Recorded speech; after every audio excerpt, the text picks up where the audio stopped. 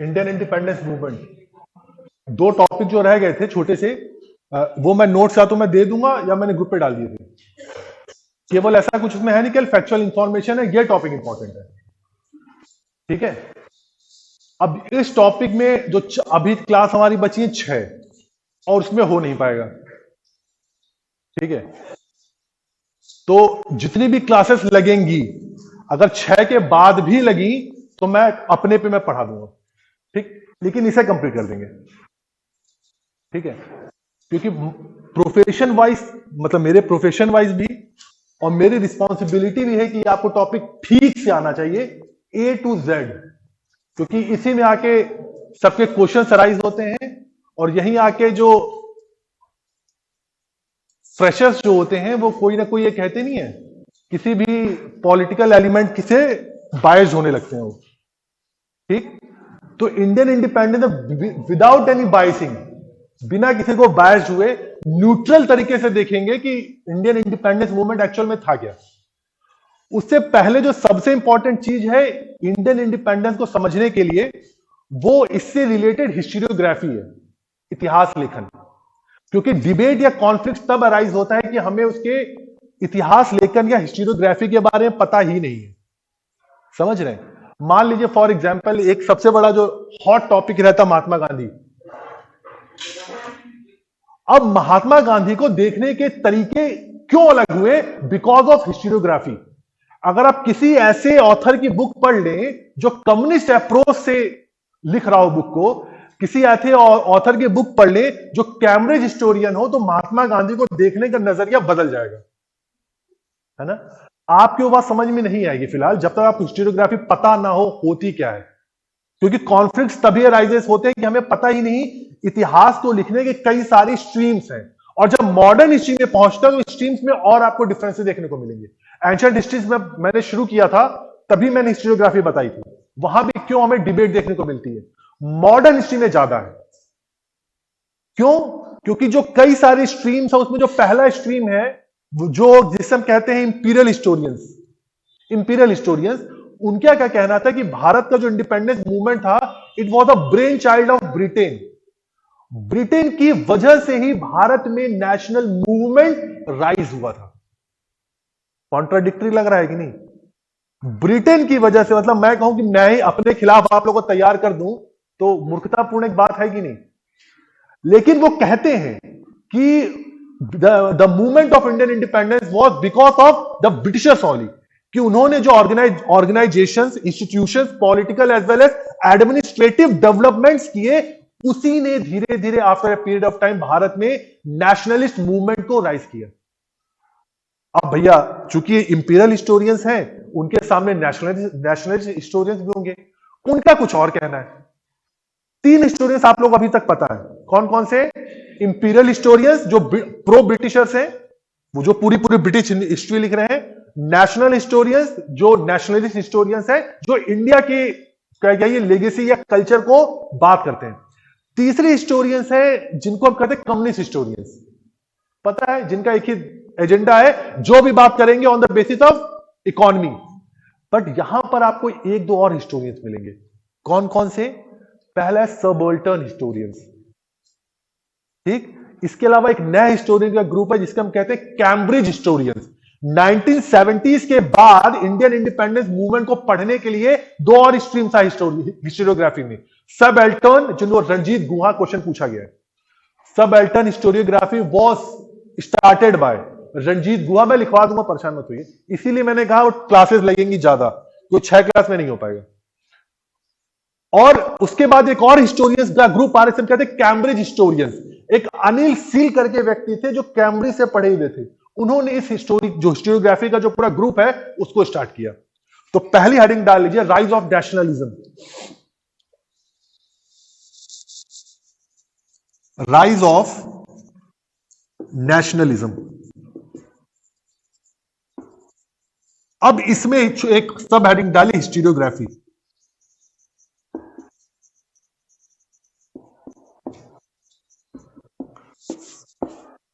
Historiography, जिन्होंने ancient history नहीं पढ़ी थी उनके लिए बता दो हिस्टोरियोग्राफी का मतलब क्या है कि हमारे जैसे मेरे जैसे 3 लोग और खड़े हो गए यहां पे और ये किसी इस कैमरे की तरफ हमें बोल के इसको बोलना, जिसको बता रहे इसके बारे में बताना है ये कैमरा है क्या।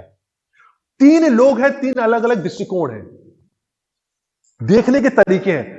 अब हिस्टोरियोग्राफी को समझाने सबसे आसान तरीका यही है कि 3 अलग अलग नंबर के इन्होंने स्पेक्स लगाए हुए हैं, कोई 0.5 है, कोई 0.25 है, कोई 2.25 है। अब चूंकि नंबर के अलग अलग स्पेक्स लगे हुए हैं तो देखने का दृष्टिकोण भी बदल जाए, उसी पर बेस होकर हिस्टोरियोग्राफी लिखी गई कि किसी ने कैमरे को बताया कि भैया इससे क्लियरिटी बड़ी साफ है, इससे एक अच्छा मोड ऑफ कम्युनिकेशन है, जो दूर बैठे हुए लोग उनके पास इंफॉर्मेशन पहुंच रही है। कुछ लोग कहते हैं कि सब गड़बड़ी की जड़ यही है। इसी की वजह से जो बातें नहीं भी पता होनी चाहिए एक रूरल एरिया पर बैठे हुए व्यक्ति को, उसको भी पता चल रही है। हर चीज के प्रो और कॉन्स होते हैं, नेगेटिविटी या पॉजिटिविटी होती है, तो उसी को देखने के तरीके हैं। अलग अलग नंबर का चश्मा लगाया, राष्ट्रवादी इतिहासकारों ने राष्ट्र का चश्मा लगा लिया, कम्युनिस्ट हिस्टोरियन ने कम्युनिज्म का चश्मा लगा लिया, इंपीरियल हिस्टोरियन ने इंपीरियलिस्टिक का चश्मा लगा लिया, कैम्ब्रिज हिस्टोरियन ने कैम्ब्रिज यूनिवर्सिटी जो उन्होंने सीखा है उन्होंने चश्मा लगा लिया, और सबाल्टर्न हिस्टोरियंस ने अलग चश्मे लगा के देख रहे हैं, और सबके अपने उसी चश्मे से देख रहे हैं। तो भैया जैसा चश्मा होगा वैसे नजर आएगा, जैसा चश्मा होगा वही नजर आएगा। आज लोग सुनते हो राइटिस्ट और लेफ्टिस्ट विंग, ये तो हर चीज समझ में आ रही होगी। जो राइटिस्ट विंग है जिसे हम नेशनलिस्ट हिस्टोरियंस कहते हैं, उनकी हर चीज एक ही पे बेस्ड है, राष्ट्र राष्ट्र राष्ट्र। राष्ट्र से ना कुछ अंदर है ना राष्ट्र के कुछ बाहर है। इसीलिए हम राइटिस्ट जो हिस्टोरियंस हैं उनको कभी कभी फैसिज्म और नाजिज्म से जोड़ देते हैं, फासीवाद और नाजीवाद से। वो भी तो राष्ट्र का एजेंडा लेके चलते थे कि सब कुछ राष्ट्र है, सब कुछ स्टेट है, स्टेट से बाहर कुछ भी नहीं है। और चूंकि स्टेट है तो स्टेट का जो हेड है वही स्टेट को रिप्रेजेंट कर रहा है, इसलिए जो हेड ने कह दिया वही सच्चाई है। नाजीवाद तो ही कहता है ना, हिटलर ने जो कह दिया वही सही है, उसके इर्द गिर्द कुछ जाना मत। मुसोलिनी भी यही कहता है, जो फैसिज्म ने कह दिया वही सही है, उसको क्वेश्चन मत करना। उनका कहना ही था, एक राष्ट्र, एक पार्टी, एक नेता, इसके अलग कुछ भी नहीं है।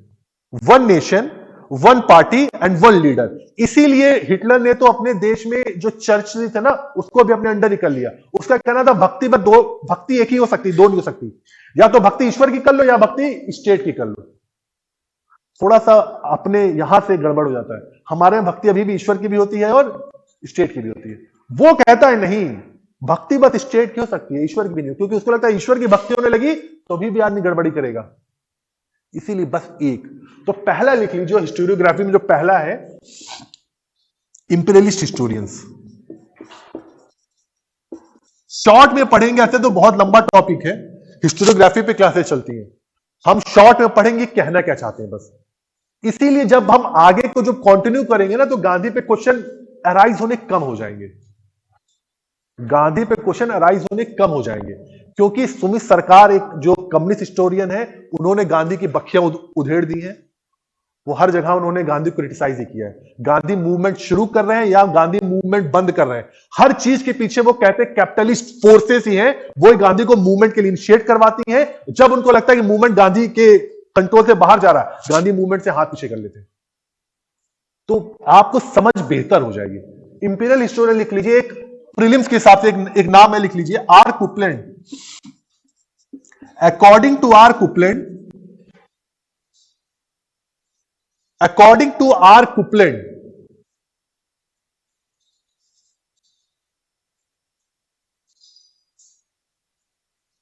nationalism in India is a brainchild of Britishers.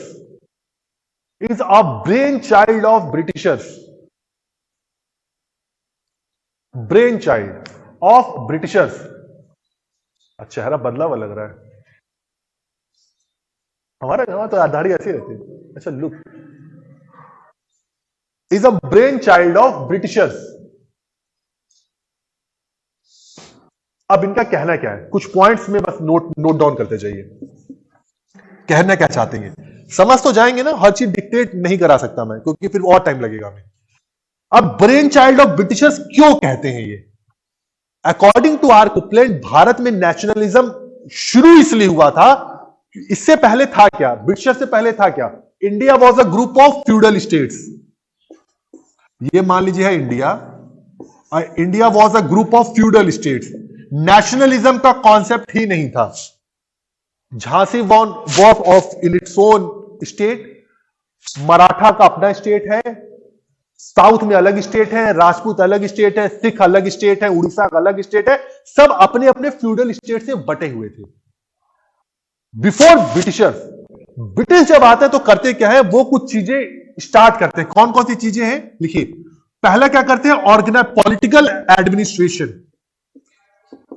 Political administration, political administration, इसमें क्या था, अब ये एक सेंट्रलाइज्ड एडमिनिस्ट्रेशन का आरंभ करते हैं। अब डिटेल में मैं भी फिर से बता दूंगा, जब factor for the responsible for the rise of nationalism है, डिटेल में फिर से बता दूंगा, यहां पर इतना समझ लीजिए। पॉलिटिकल एडमिनिस्ट्रेशन शुरू करते हैं, एडमिनिस्ट्रेशन शुरू करते हैं ये लोग, आईसीएस सर्विसेज सेंट्रलाइज करने के लिए। जो ये ग्रुप था इनको तोड़ने की कोशिश कर रहे हैं। वेस्टर्न एजुकेशन शुरू कर रहे हैं, मोड ऑफ ट्रांसपोर्टेशन शुरू कर रहे हैं, ट्रेन, टेलीग्राफ लाइंस स्टैब्लिश कर रहे हैं, जिससे क्या हो रहा है, लोगों के बीच कम्युनिकेशन बढ़ रहा है, वननेस बढ़ रही है एक नेशन के अंतर्गत। और बिकॉज ऑफ वेस्टर्न एजुकेशन होता क्या है, उनको जो वेस्टर्न में जो आइडियोलॉजीज है, जो फिलॉसफीज है, उसके बारे में जानकारी मिली, डेमोक्रेसी के बारे में जानकारी मिल रही है, क्योंकि उनका कहना है इंडिया में तो डेमोक्रेसी थी ही नहीं कभी। उनका ऐसा कहना है इंडिया में कभी कभी डेमोक्रेसी नहीं थी। तो डेमोक्रेसी कौन स्टैब्लिश कर रहा है, हम कर रहे हैं। सिटीजनशिप के कॉन्सेप्ट, इंडिया में सिटीजनशिप का कॉन्सेप्ट कभी था ही नहीं, क्योंकि हम एक स्टेट के वासी थे, ना कि एक नेशन के वासी थे। तो सिटीजनशिप का कॉन्सेप्ट कब आया, क्योंकि यूरोप में राइज ऑफ नेशन स्टेट पहले ही आ चुका है। With the unification of Germany as well as Italy, वहां पर rise of nation state, nations बन रहे हैं। भारत में ऐसा नहीं है, भारत में बाद में आ रहा है अकॉर्डिंग टू वेस्टर्न स्टोरी। बात समझ रहे हैं। अब इसकी वजह से क्या हो, मान लीजिए ट्रेन बढ़े तो ट्रांसपोर्टेशन एक दूसरे से मिलजुल रहे हैं ना। आज ही ट्रेन क्या करती है, एक जम्मू कश्मीर के व्यक्ति को नीचे बैठे हुए रामेश्वरम तक मिला देती है ना। उससे होता क्या है, वननेस की फीलिंग आती है, अरे कहां से आ रहे हो, जम्मू कश्मीर से आ रहे हो, अरे मैं भी यहां बैठा हूं। एक देश के हम वासी हैं, ये कब तब पता चला जब रोड और ट्रांसपोर्टेशन स्टैब्लिश हुई। उससे पहले तो हम था ही नहीं। एक जम्मू कश्मीर में बैठे हुए व्यक्ति को पता ही नहीं था कि नीचे मद्रास जैसी भी कोई रियासत है, पता ही नहीं ना, इतना दूर है हमें पता ही नहीं था। तो वेस्टर्न हिस्टोरियंस का यही कहना है कि it was a brain child of Britishers, क्योंकि उससे पहले India was a group of feudal states. बात समझा गई। अब ये जब हिस्ट्री पूरी कहेंगे वो उसी आधार पे कहेंगे। जेम्स मिल इंपीरियलिस्ट हिस्टोरियन है, उसने क्या कहा, उसने पूरे हिस्ट्री को, पूरी उसने हिस्ट्री लिखी है, हिस्ट्री ऑफ एंशिएंट इंडिया। उसी में वो क्या बता रहा है कि भारत में पहले क्या था, भारत में डेमोक्रेसी नाम की चीज ही नहीं थी, केवल मोनार्की स्टैब्लिश थी। और मोनार्की भी कैसी थी, एरिस्टोक्रेटिक, मतलब निरंकुश टाइप की। उनको एक वेलफेयर स्टेट नाम का कॉन्सेप्ट ही नहीं था। जेम्स, उसके बाद आता है जेम्स मिल, उसने पूरी पूरी हिस्टोग्राफी ही किस पे बेस्ड कर दी, रिलीजन पे। कि history of India was divided into 3 part, history of Hinduism, history of Islam और हिस्ट्री ऑफ क्रिश्चियनिटी। ठीक है। उससे पहले विंसेंट ए स्मिथ है, जिसने हिस्ट्री ऑफ एंशिएंट, 2 नाम चाहे तो लिख लीजिए, Vincent A Smith has written history of ancient India. Vincent A Smith, V A Smith has written history of ancient India.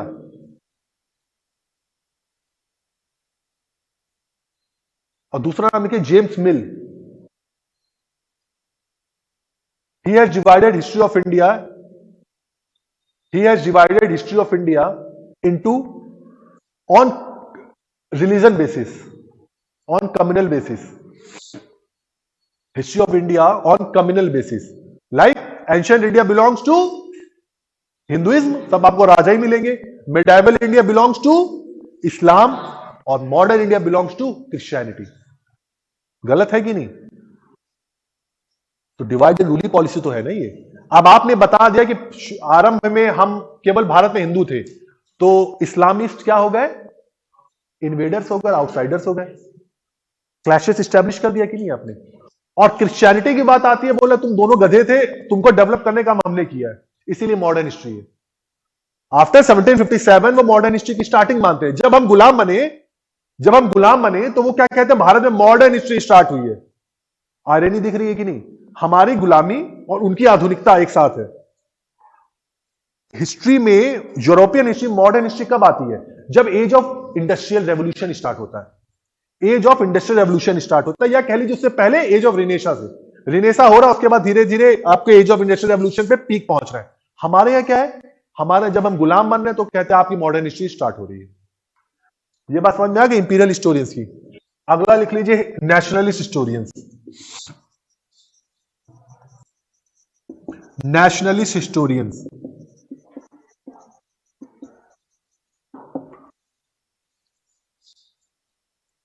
यहां पर एक चीज में ध्यान देने वाली यह भी है कि नेशनलिस्ट हिस्टोरियन ये बात तो कहते हैं कि India was a nation before also, लेकिन जो वेस्टर्न एजुकेशन से पढ़े हुए जो नए नए मिडिल क्लास आ रहे हैं, उन्होंने एक नाम दिया है नेशन इन मेकिंग। किसकी बुक है? नेशन इन मेकिंग किसकी बुक है? सुरेंद्र नाथ बैनर्जी की। उनका भी यही कहना है कि भारत नेशन नहीं था, India was a plural state. Plural state का मतलब India was a plural state based on region, culture, religion और जो भी हो सकता है। India was a plural state, but due to the जो भी एक्सप्लॉयटेशन हुआ ब्रिटिशर्स ने किया हमारे ऊपर, उसकी वजह से नेशन एक बन रहा है, क्योंकि कॉमन एनिमी कौन है? ब्रिटिशर्स है। कॉमन एनिमी कौन है? ब्रिटिशर्स है। पीजेंट्स किसके थ्रू एक्सप्लॉयट हो रहे हैं? ब्रिटिशर्स के थ्रू। क्राफ्ट्समैन किसके थ्रू एक्सप्लॉयट हो रहे हैं? ब्रिटिशर्स के थ्रू। जो भी कुछ भी जमींदार किसके खिलाफ, किससे एक्सप्लॉयट हो रहे हैं? ब्रिटिशर्स के थ्रू। नेटिव जो रूलर्स है किससे एक्सप्लॉयट हो रहे हैं? ब्रिटिशर्स के थ्रू। तो उन्होंने इसको एक नेशन इन मेकिंग बोल दिया। बोला ठीक है, हम मान रहे आपकी बात को, India was a plural state but a nation in making because of all the exploitative activities which was started by Britishers in India. बात समझ आई? कोई दिक्कत? समझ जाओ, बहुत आसान हो जाएगी हिस्ट्री। नहीं तो मेरे बाद भी 10 टीचर से पढ़ोगे, एक ही क्वेश्चन आएगा, सर गांधी बड़ी दिक्कत होती है, या सुभाष चंद्र बोस या भगत सिंह समझने में दिक्कत होती है। एक बार समझ जाओगे, भगत सिंह भी समझ जाओगे, बहुत आसान है। भगत सिंह वॉज इंस्टीट्यूशन, वो व्यक्ति नहीं है। भगत सिंह एक इंस्टीट्यूशन, वो व्यक्ति नहीं है। वो भी सोशलिज्म से जुड़ा हुआ व्यक्ति है, सोशलिज्म से। और जब आप ये कॉन्सेप्ट समझ जाओगे तो आप भगत सिंह को समझना आसान हो जाएगा। ठीक है? गांधी क्यों भगत सिंह से नाराज रहते हैं? गांधी भगत सिंह से नाराज हैं, लेकिन उनका भी ऐसा मानना है भगत सिंह की राष्ट्रवादिता दूसरे ढर्रे की है। वो समाजवाद चाहते हैं, और समाजवाद क्या कहता है? सोसाइटी में क्लैशेस की बात करता है, वर्ग संघर्ष की बात करता है। समझ रहे हैं ना? इतना तो बेसिक अंडरस्टैंडिंग होगी कि समाज में क्लास बटे, समाज जो है क्लास में बटा हुआ है। एक पीजेंट क्लास है, वर्कर क्लास है, और एक कैपिटलिस्ट क्लास है। तो जो सोशलिज्म क्या कहता है कि इन तीनों को खत्म करो, और जो नीचे वाले जो प्रोडक्टिव क्लास है उसी को रूलर बना दो। ये सोशलिज्म कहता है। गांधी क्या कहते हैं? गांधी कहते हैं कभी भी सोसाइटी में क्लैशेस होगी तो सोसाइटी स्टैब्लिश ही नहीं हो पाएगी। इसीलिए गांधी जी किसकी बात करते हैं? ट्रस्टीशिप की बात करते हैं। गांधी इसलिए गलत भगत सिंह भी नहीं है, लेकिन वो किसी और आइडियोलॉजी से संचालित हो रहे हैं। गांधी भी गलत नहीं है, गांधी लेकिन किसी और आइडियोलॉजी से संचालित हो रहे हैं। तो आइडियोलॉजी पे फोकस करिए। हिस्ट्री को, मैंने कहा ना, फैक्चुअल तो हो सकता है मेरी भी इतनी स्ट्रांग नहीं है, क्योंकि भूलता इंसान है, लेकिन एक बार आइडियोलॉजी समझ लेंगे तो कहानी की तरह बहने लगेगी history.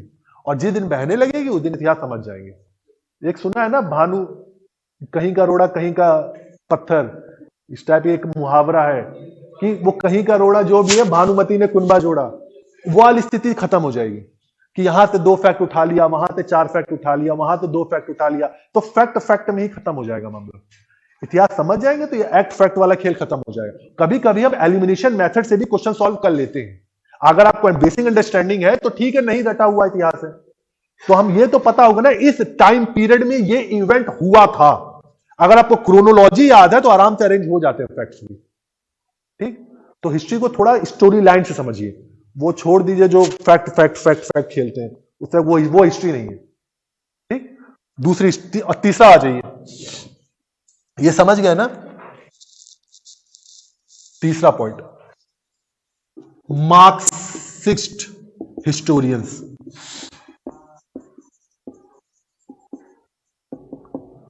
Marxist historians, RXIST, Marxist historians, इनका क्या कहना है, भारत में जो नेशनलिज्म की शुरुआत हुई है, it was because of capitalist. Bharat में जो नेशनलिज्म की शुरुआत हुई है, यहां के जो बुर्जुआ वर्ग था, इसको बुर्जोइस कम्युनिटी कहते हैं, बुर्जुआ मतलब कैपिटलिस्ट वर्ग को कहते हैं। बुर्जुआ क्लास बेसिकली फ्रांस का एक वर्ड है बुर्जुआ, जो वहां के कैपिटलिस्ट लोगों के लिए इस्तेमाल किया जाता था। तो मार्क्सिस्ट हमेशा कैपिटलिस्ट को बुर्जोइस ही कहते हैं। तो उनका क्या कहना है, भारत में जो शुरुआत हुई नेशनलिज्म, इन्हीं लोगों की वजह से शुरुआत हुई है। क्यों? क्योंकि जैसे जैसे इंडस्ट्रियल रेवोल्यूशन बढ़ रहा था, अब इन लोगों को भी मुनाफा चाहिए ना। अब इनको मुनाफा कैसे मिलेगा, जब इनकी गवर्नमेंट होगी। इनको मुनाफा कैसे मिलेगा, जब इनकी गवर्नमेंट होगी, क्योंकि जब तक ब्रिटिशर्स रहेंगे इनको मुनाफा कभी नहीं मिलेगा। जब तक ब्रिटिशर्स रहेंगे इनको मुनाफा कभी नहीं मिलेगा। तो उस प्रॉफिट के लिए इन्होंने नेशनलिज्म को बढ़ाने का काम किया। उनके अनुसार जितने भी मूवमेंट्स हो रहे हैं, उनके पीछे कहीं ना कहीं कैपिटलिस्ट लोग ही जुड़े हुए हैं, वही फंडिंग कर रहे हैं मूवमेंट के लिए। फंडिंग कहां से होगा भैया, पैसा कहां से पैसा चलेगा? अगर गांधीयन मूवमेंट हो रहे हैं तो पीछे न पीछे किसी कैपिटलिस्ट ने पैसा लगाया है। इसीलिए लोग कह देते हैं गांधी जो थे कैपिटलिस्ट से ही चल रहे थे। ऐसा कुछ नहीं है, पैसा तो कहीं ना कहीं से चाहिए किसी मूवमेंट को चलाने के लिए। तो ये लोग फंडिंग करते थे, क्योंकि उनको लगता था जिस दिन हमारी स्टेट इस्टेब्लिश हो गई, उस दिन हम प्रॉफिट आराम बढ़िया से कमाएंगे। और केवल भारत में ऐसा नहीं है, जब हम यूरोप हिस्ट्री में पढ़ेंगे तो जब जर्मनी का और इटली का यूनिफिकेशन होता है, मैं बार बार इसलिए पहुंचता हूं कि हर चीज वहीं से शुरुआत ही मानी जाती है। नेशन का कॉन्सेप्ट जो है उसी यूनिफिकेशन से शुरू हुआ, इसीलिए मैं बार बार इटली और जर्मनी पहुंच जाता हूं। वहां पे जब नेशन के यूनिफिकेशन हुआ है, वहां पे भी कैपिटलिस्ट लोगों ने ही मोस्ट इंपॉर्टेंट रोल प्ले किया है। उन्हीं लोगों ने मूवमेंट के लिए पैसा लगाया था, क्योंकि आम आदमी पर पैसा नहीं होगा। तो मार्क्सिस्ट का कहना है कि भारत में ये इन्हीं की देन है। इसीलिए कभी भी ये लोग एक इगैलिटेरियन सोसाइटी या समतावादी समाज स्टैब्लिश करने के पक्षधर नहीं थे। अब ये हमेशा आंदोलन का जो कमान है अपने हाथ में लेना चाहते हैं, और जब भी इनको लगता है कि मूवमेंट अब मास मूवमेंट के रूप में कन्वर्ट हो रहा है, वापस गांधी के मूवमेंट नामों लगता है ना, जब भी मूवमेंट अपने पीक पे पहुंचता है गांधी पीछे हट जाते हैं। गांधी का रीजन अलग है ऐसा कहने का, उनका कहना मैंने इसलिए किया, उनका लॉजिक्स अलग है। लेकिन मार्क्सिज्म कहता है बस ये इसलिए होता है कि जब भी मूवमेंट की कमान सेंट्रल लीडरशिप से निकलकर मास मूवमेंट के पास पहुंचती, गांधी जी पीछे हट जाते हैं। क्यों? क्योंकि जब मूवमेंट लंबा चलेगा, उससे होगा क्या, मार्केट डाउन होता जाएगा। वो आज होता नहीं है। अगर कोई बहुत बड़ा, अरे किसान आंदोलन समझ लो, छोटे से एग्जांपल, बहुत लंबा अगर आंदोलन चलेगा तो क्या होगा भैया, जब मूवमेंट इतना लंबा चलेगा तो कंज्यूमर कहां से आएंगे? कंज्यूमर तो रोड पे है। मूवमेंट लंबा चल रहा है तो कंज्यूमर के पास पैसा भी नहीं है। जब कंज्यूमर के पास पैसा नहीं तो आपकी चीजों को खरीदेगा कौन? इसीलिए मूवमेंट लंबा ना चले, कैपिटलिस्ट हमेशा इस बात का ध्यान देते हैं। और गांधीयन मूवमेंट में देखिएगा, जब भी मूवमेंट लंबा चलता है कोई ना कोई कैपिटलिस्ट कूद पड़ता है नेगोशिएट करने के लिए। किसके बीच? गांधी वर्सेस ब्रिटिशर्स के बीच। लेकिन गांधी बहुत चालू थे, उनको क्या लगता था, ठीक है मूवमेंट तो वापस ले लेते हैं, कुछ ना कुछ फायदा ले लिया जाए। अच्छा मूवमेंट चला, पूरा ना थोड़ा ही मिली, भागते भूत की लंगोटी ले लो। होता नहीं है, भूत तो भाग ही रहा है, क्योंकि उनको पता था देश आजाद तुरंत नहीं हो सकता है, टाइम लगेगा। तो भैया जो उनका स्ट्रगल फेस है, इस ट्रूथ फेस में वही कहते हैं भैया भाग रहा भूत, कुछ ना कुछ नेगोशिएट कर लो, कुछ तो ले लो। इससे क्या होगा, आने वाले मूवमेंट के लिए फ्यूल मिल जाएगा। भैया हम हारे नहीं थे। एक होता है हमें क्रश कर दिया गया तो हमारी मोटिवेशन भी जीरो, हमने मूवमेंट को स्टॉप किया है, रोक दिया, वॉलेंट्री हमारा मानो, हमने मूवमेंट को रोक दिया। और जब मूवमेंट करेगा, मन करेगा, हम लड़ जाएंगे। लोगों की मोटिवेशन गिरे ना। एक मूवमेंट को क्रश कर दो, पीट दो, ठोक किसी को जबरदस्त, और तब वो भैया अस्त व्यस्त हो जाएगा, वो लड़ेगा नहीं आगे।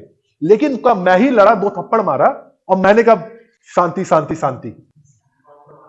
चाइना यही तो करता है ना, चाइना यही तो करता है, अपने दो थप्पड़ देता है, उस पर कहता नहीं नहीं अब पीस पीस पीस, क्योंकि उसको पता अगर हो सकता है, अगर लंबा युद्ध चल जाए भारत वाली पीट दे उन्हें, हो सकता है ना, तो कहता शुरुआत में खुद ही करो, पीछे में खुद हट जाओ, मोटिवेशन बनी रहे उनकी आर्मी का। और भारत में गांधी को पता था अगर ज्यादा ठुकाई हो गई भारतीयों की तो आगे मूवमेंट के लिए खड़े ही नहीं होंगे, इसीलिए जरूरी था कि बस मूवमेंट 1 साल तक चले, उसके बाद जब लगे कि थोड़ा बहुत कुछ फायदा मिला वापस ले लो मूवमेंट, 4-5 साल फुल फ्यूलिंग व्यूलिंग करो, तैयार करो हट्टा कट्टा होके। इसीलिए वो गांव पहुंच के लोगों को तैयार करते हैं, सोशल रिफॉर्म करते हैं, दलितों और महिलाओं को बढ़ावा देते हैं, क्योंकि लोग आएंगे कहां से, अरे यहीं से तो हमें स्ट्रगल करना था ना। मान ली 10-20 लोग हम पुरुष पुरुष लड़ाई कर रहे हैं और समाज का एक भाग बचा हुआ है, तो 40 लोग मिलकर थोड़ी ना देश आजाद करा पाएंगे। अगर आप एक समाज के बहुत बड़े तबके को आपने मूवमेंट में जोड़ा ही नहीं तो मूवमेंट होगा कैसे। और महिलाओं के लिए सबसे आसान क्या है, मतलब फिर कहने में डर लगता है, महिलाओं के लिए आसान क्या है, मारने से ज्यादा मार खाना, अहिंसा। महिलाएं कभी आप देखते हो ठोकती किसी को, नहीं देखते ना, उनको पहले से संवेदना की देवी बोला गया है, इसीलिए मूवमेंट को लीड कराया जाता था, आप जाओ लड़ने, उनको पता 2-3 लाठी खा लेंगे बेचारे, पहले घर से पिट रही है अपने। उससे हुआ क्या, महिलाओं में पहले से ये थी, उनके अंदर रहता था जज्बा, हम झेल लेंगे कष्ट। तभी गांधी जी हमेशा वुमेन्स को आगे बढ़ाने की बात करते हैं, उनको कहते हैं कि मुझे बस 50 वुमेन दे दो काबिल टाइप की, मैं इन 500 लोगों से ज्यादा काम इनसे करवा लूंगा। उनको पता था जितनी संवेदनशीलता या कह दी इंडिविजुअल महिलाओं में होता है, पुरुषों में नहीं होता। 2 थप्पड़ मार तो 2 रिपीट करेंगे और 4 खा के आ जाएंगे, यही तो होता है ना। लड़ाई झगड़े में क्या होता है, 2 थप्पड़ आपने किसी को रखा, सामने वाला थोड़ी ना चूड़ियां पहना है, 2 थप्पड़ वो भी रखेगा और क्या पता आपसे बलवान होगा तो पीट के आ जाएगा। महिलाओं में ऐसा बिल्कुल नहीं होता है, महिलाओं को पहले से ही इस हिसाब से रिमॉडल्ड किया ही जाता है, कोई बात नहीं सह लो, कष्ट सह लो। इसीलिए गांधीयन मूवमेंट में महिलाओं ने बढ़ चढ़कर पार्टिसिपेट किया। भैया गांधी बहुत पहुंचा हुआ आदमी था, इतने आसान नहीं तरीके समझ में आएगा, अगर बहुत चालाक था, बहुत चालाक था वो, इसको पता था कि देश को कैसे चलाना है, ठीक है, इसीलिए हम सब कुछ छोड़ देते, हम गांधी के शर्तों को कभी नहीं छोड़ते। 3 समझ गए, चौथा आ जाओ, कैम्ब्रिज हिस्टोरियंस, लिख लो भैया, समझ जाओ। कैम्ब्रिज हिस्टोरियंस, अब मैं कहता हूं ये मतलब दिल में मत लेना महिलाएं, ये आप में कुछ एक चीज होती है, जीन्स में आपके ऐसा है कि आप लोग कष्टों के प्रति सहिष्णु हैं, झेल जाते हैं, पुरुषों में आदतें नहीं है, आपको नेचर ने ऐसा बनाया ही है। पुरुष के पास इतना दम नहीं है, वो 2 थप्पड़ खाते वो कांपने लगता है। सुसाइड कौन करता है, पुरुष ही तो करते हैं, महिलाओं को सुना सुसाइड करते हुए, उसके पीछे भी लॉजिक होता, पता नहीं मार देंगे बेचारी, आता भी होता है, नाम दे दिया। महिलाओं में सुसाइडल टेंडेंसी नहीं होती है, महिलाओं में एक है आदत, इंडिविजुअलनेस महिलाओं में होता है, पुरुषों में नहीं है। चलिए कैम्ब्रिज हिस्टोरियंस, इनका क्या कहना है ये समझ भैया, भैया अमित जी, अरे अमित जी, अमित जी, कैम्ब्रिज हिस्टोरियंस ये 1970s के बाद आते हैं, ये मॉडर्न हिस्टोरियंस हैं ये। इनका क्या कहना है, इन्होंने एक अलग लॉजिक दिया इतिहास को देखने का। इनका क्या कहना था, भारत में जो नेशनलिज्म की शुरुआत किन लोगों ने की है, पढ़े लिखे लोगों ने की। उनका क्या कहना था, भारत में जो ब्रिटिश एडमिनिस्ट्रेशन स्टैब्लिश हुआ था वो केवल ब्रिटिशर्स की देन नहीं था, यहां के कुछ नेटिव लोग थे जो पढ़े लिखे लोग थे, जिनको उसने कोलैबोरेटर का नाम दिया। कोलैब होते हैं ना, यही कोलैबोरेटर्स का नाम दिया गया है। और कोलैबोरेटर्स थे कौन, पढ़े लिखे हिंदू और मुस्लिम। इन्हीं लोगों की मदद से ब्रिटेन जो था भारत में स्टैब्लिश था। हुआ बाद में क्या, जब धीरे धीरे भारत की इकोनॉमी डेवलप होने लगी और गवर्नमेंट में सर्विसेज थी ही नहीं, अपॉर्चुनिटीज बहुत कम थी, तो इन्हीं लोगों ने आपस में रस्साकसी करना शुरू की और अपने ही लोगों को पोलराइज करना शुरू कर दिया। फिर से रिपीट कर दूं, ये कोलैबोरेटर थे जिनकी पढ़े लिखे लोग हैं, ये वेस्टर्न एजुकेटेड लोग हैं, ये लोग पढ़े लिखे लोग मान लो यहां के। इन लोगों ने क्या किया, जब अपॉर्चुनिटीज कम होने लगी, अब भैया आज के समय यही कंपटीशन ही तो है ना आपस में, नौकरियां है नहीं, 5-5, 10-10 लाख फॉर्म पढ़ते हैं, 400-500 लोग सिलेक्शन पाते हैं, उन 400-500 लोग सिलेक्शन में भी 50% वो होते हैं जिनके माँ बाप खुद से आईएएस है, 50% वही सिलेक्शन लग पाते हैं जिनके माँ बाप पहले से आईएएस है, मतलब उनके माहौल ही आईएएस, मतलब पैदा ही उनको पता आईएएस का मतलब क्या था। हम लोग ग्रेजुएट हो जाते, ग्रेजुएशन कर लेते हैं, तभी हमें आईएएस का मतलब नहीं पता था। तो इनका यही कहना है ये इनकी वजह से हुआ है। Western educated Hindu as well as Muslim ये आपस में क्या करें, कॉम्पीट कर रहे हैं, जो भी अपॉर्चुनिटीज मौजूद है, जो भी अपॉर्चुनिटीज मौजूद है उसकी वजह से आपस में एक दूसरे से कॉम्पीट कर रहे हैं, जिसकी वजह से होता क्या है, आपस में एक दूसरे को पोलराइज करना शुरू कर देते हैं। मुस्लिम लीग, आरएसएस ये क्या है, पोलराइज ही तो आपस में कर रहे हैं ना, अपने को मजबूत करने के लिए। अब इन्हीं लोगों ने भारत में नेशनलिज्म की शुरुआत भी की है और इन्हीं लोगों की वजह से भारत का पार्टीशन भी हो गया। कांग्रेस में शुरुआत में कौन लोग हैं, अकॉर्डिंग टू देम, मैं नहीं कह रहा, अकॉर्डिंग टू देम पढ़े लिखे लोग ही है ना। मॉडरेट्स कौन है, ये पढ़े लिखे लोग है ना, और कहते क्या, पिटीशन तो दे रहे हैं, वो याचना कर रहे हैं, भैया लेजिस्लेटिव असेंबली में भारतीयों की जनसंख्या बढ़ा दो। यही तो उनका है ना, एक्सपोर्ट इंपोर्ट ड्यूटीज जो लग रही है उसको थोड़ा सा कम करो, हमें भी थोड़ा फायदा लेने दो, होम चार्जेस को कम करो, Indianisation of civil services, ICS में भारतीयों की भागीदारी को बढ़ाओ। इन्हीं लोग की यही तो डिमांड है। और मुस्लिम लीग जब बनती है उनकी भी यही डिमांड है कि भारत जो भी लेजिस्लेटिव असेंबलीज है हमारे लिए क्या करो, अलग से भैया एक सिस्टम बना दो कि हमें किसी से लड़ना ना पड़े, सेपरेट जो हम कहते हैं वो इलेक्टोरेट की बात करते हैं, हमें अलग ना, हमें किसी लड़ना ना पड़े, क्योंकि इनको पता था इनसे लड़ेंगे तो हम हार जाएंगे, क्योंकि पहले से वेस्टर्न एजुकेशन लोग पहले से मजबूत हो चुके थे, जो हिंदू लोग थे। तो उसका कहना है इन्हीं लोगों के आपसी रस्साकशी के चक्कर में ही भारत में नेशनलिज्म की शुरुआत हो गई और ये अपने अपने नेशनलिज्म को बढ़ावा दे रहे थे, जिस वजह से भारत का पार्टीशन भी हुआ। जिन्ना वर्सेस नेहरू, यही तो मुद्दा है ना, लीडर कौन बनेगा एक स्वतंत्र भारत का। हाँ लेकिन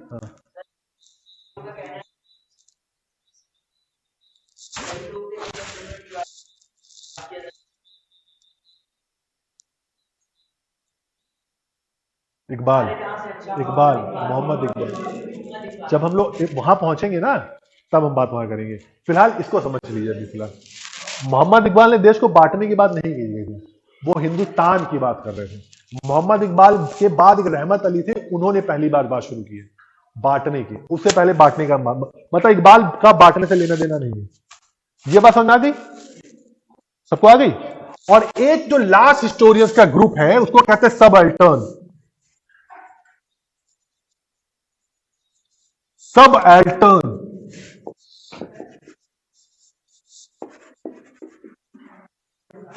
सबअल्टर्न, ये एक और हिस्टोरियन का ग्रुप है, स्टार्टेड बाय रणजीत गुहा। ये 80s के टाइम पीरियड में आते हैं, 1980s। रणजीत गुहा, ज्ञान प्रकाश पांडे, ये सब इसी के। इनका क्या कहना है, इनका भी कुछ कुछ वही कहना है जो मार्क्सिज्म का कहना था, बस ये जो इकोनॉमी वाला कॉन्सेप्ट है, पैसा वाला कॉन्सेप्ट, उसकी बात नहीं करते।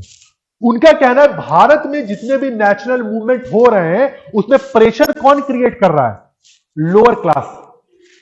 मान लीजिए सोसाइटी है, ये मान लीजिए सोसाइटी है, एक्सप्लॉयटेशन तो इन लोगों का हो रहा है ना, जो ऊपर बैठा हुआ आदमी तो पहले से मौज मार रहा है, वो तो जमींदार है, पढ़ा लिखा आदमी, उसको जरूरत है, उसका एक्सप्लॉयटेशन नहीं हो रहा है, एक्सप्लॉयटेशन इन लोगों का हो रहा है। तो इसका क्या कहना है, because of the pressure of the lower class, because of the pressure of the lower class, the nationalism या the national movement started in our country. Pressure किसका है, लोअर क्लास का है, वर्कर्स का प्रेशर है, पीजेंट्स का pressure है, craftsman का प्रेशर है। ये लोग माहौल बना रहे हैं, होता नहीं माहौल बना रहे हैं, इलेक्शन में माहौल बनाया जाता है ना। माहौल कौन बनाता है गांव में, माहौल कोई पढ़ा लिखा आदमी नहीं बनाता है, माहौल यही लोग बनाते हैं, माहौल बना रहे इलेक्शन का। तो माहौल इन लोगों ने बनाया था, लीडरशिप ने क्या किया, केवल इस माहौल का फायदा उठाया और पूरी पूरी ताकत अपने हाथ में ले ली। माहौल किसी और ने बनाया, फायदा राहुल गांधी या नरेंद्र मोदी ने ले लिया। माहौल तो वोटर्स बनाते हैं ना। तो इन लोग ने, तो इनका क्या कहना है, ये इनकी चाल थी, इन लोगों ने केवल अपनी नाम बढ़ाने के लिए जो एक्चुअल क्रेडिट इन लोगों को देना चाहिए था लोअर क्लास को, वो क्रेडिट किसको मिल गया? अपर क्लास को। But credit should be given to lower class for the rise of movement या for the rise of nationalism.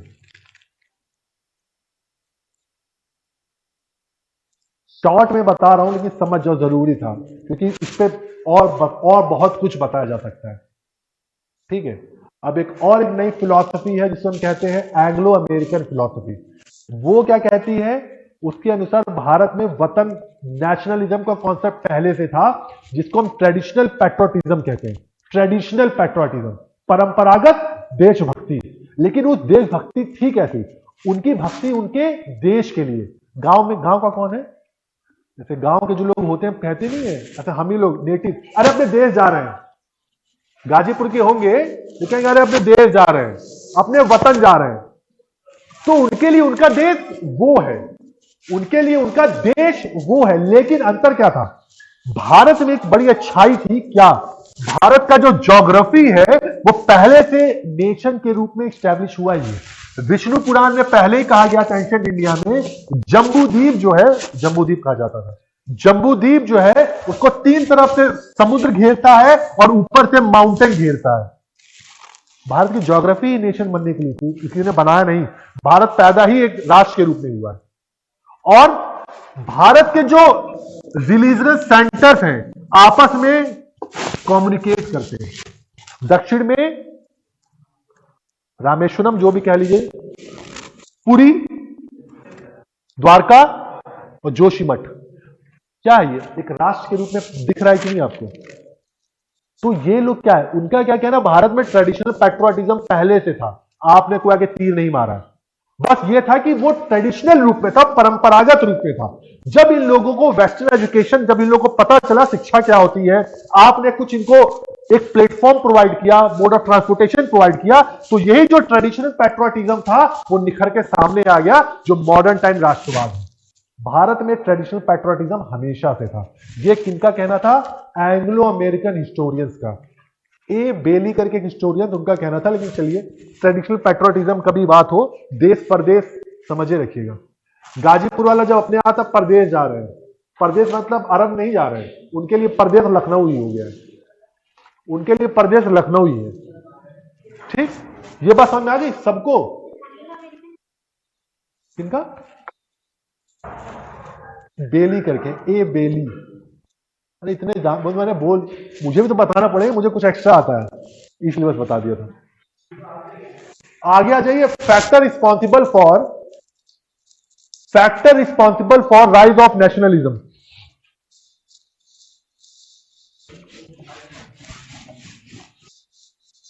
ये रणजीत गुहा का नाम भैया याद रखना, प्रीलिम्स में बहुत बार पूछा गया है। रणजीत गुहा का नाम प्रीलिम्स में बहुत बार पूछा गया है। सैबल्टन हिस्टोरियोग्राफी, हिस्टोरियन जो हिस्टोरियन था उसमें नाम कभी कभी दिया रहता है, रणजीत गुहा। रामचंद्र गुहा का नाम सुना है? कौन है?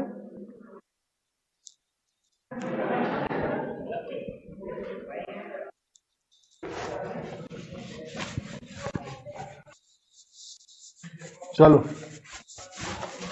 रणजीत गुहा याद रखिए। रामचंद्र गुहा कौन है? वो बहुत कुछ है। वो बहुत अच्छा क्रिकेट कमेंटेटर भी है, मतलब बेसिकली जर्नलिज्म से जुड़ा हुआ है, स्पोर्ट्स जर्नलिज्म भी है, हिस्टोरियन भी है। India after partition, India after independence उनकी बुक ही है। तो वो बहुत जर्नलिज्म से बेसिकली जुड़ा हुआ है। लेकिन जर्नलिज्म कोई एक विधा नहीं है, स्पोर्ट्स से भी जुड़ा हुआ है, फिल्म से भी जुड़ा हुआ है, अलग अलग डायमेंशन है इनके। Factor responsible for rise in nationalism, rise of nationalism. पहला लिखिए, political and administrative reasons. Political and administrative reasons.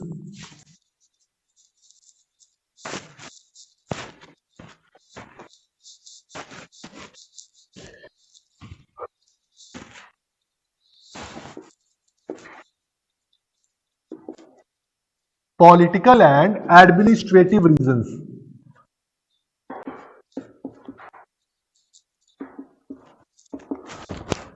ठीक, अब पॉलिटिकल समझिए कैसे ब्रिटिशर्स ने क्या किया, भारत में धीरे धीरे सेंट्रलाइज एडमिनिस्ट्रेशन की शुरुआत की। 1765 के बाद जब इनको डुअल सिस्टम स्टैब्लिश होता है, दीवानी मिलती है, तो धीरे धीरे भारत में एक केंद्रीकृत व्यवस्था को स्टैब्लिश करने की बात करते हैं विद द हेल्प ऑफ बहुत सारे रेगुलेशन एक्ट जो आते हैं।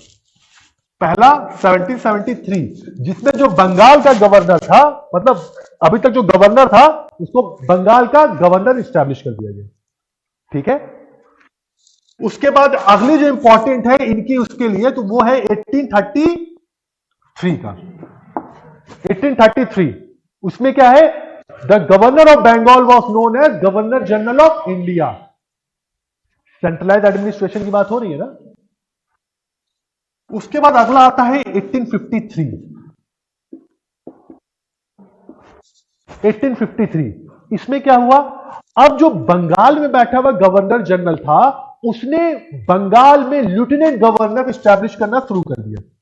लेफ्टिनेंट गवर्नर, पहले लिख लो, बताओ क्या लेफ्टिनेंट गवर्नर। 1853 तक गवर्नर जनरल की रिस्पॉन्सिबिलिटी बहुत ज्यादा बढ़ चुकी थी अपने। अब वो क्या है, एक तो बंगाल का भी गवर्नर और भारत का भी गवर्नर है। अब अपनी पावर को अच्छे से चलाने के लिए उसने अपनी पावर को डेलीगेट कर दिया किसमें, लेफ्टिनेंट गवर्नर्स में। तो क्वेश्चन आ जाए कि लेफ्टिनेंट गवर्नर कब स्टैब्लिश हुआ था, 1853 में। कोई हॉलीडे करके व्यक्ति था, फेडरिक हॉलीडे, लिख लीजिए, फेडरिक हॉलीडे करके था, was the first lieutenant governor of Bengal, was the first lieutenant governor of Bengal। 1854 में बना है। फेडरिक हैलिडे करके, हॉलीडे, हैलिडे शायद है, हैलिडे लिख लो, इतने नाम है सुना जाते हैं। Frederick Halliday, HALLIDEY। इसके साथ साथ दो और लेफ्टिनेंट गवर्नर्स बने। कहां कहां, दो नई प्रोविंस बनती है सिंध में और पंजाब में, तो सिंध और पंजाब के भी लेफ्टिनेंट गवर्नर थे, सिंध और पंजाब के भी।